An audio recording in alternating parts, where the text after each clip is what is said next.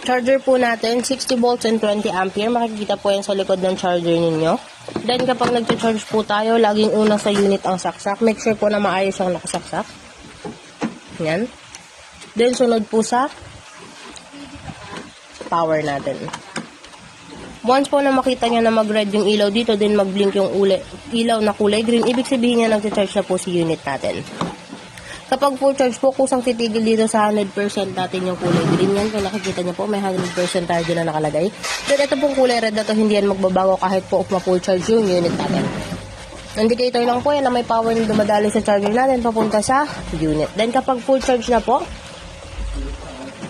then kung mafe-feel nyo naman po, kung mafe-feel nyo po dito sa dulo, meron po tayong blower dito.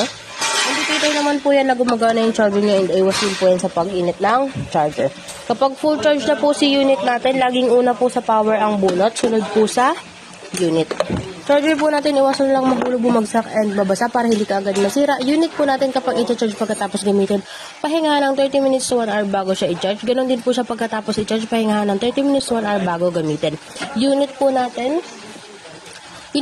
just in case malulowbat sa gitna ng daan. Hindi ko po ina-advise na ipahila sa bigas na sasakyan. Mas okay po kung itutulak natin siya ng mano-mano.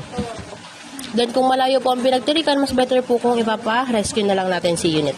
Then, battery ginagamit po natin is lead acid. Ibig sabihin po niyan, liquid po yung nasa loob ng battery natin. So, iwasan po natin na lagi nalulowbat yung unit natin. Mas okay po kung mag-everyday charging tayo, ginagamit or hindi ginagamit si unit natin.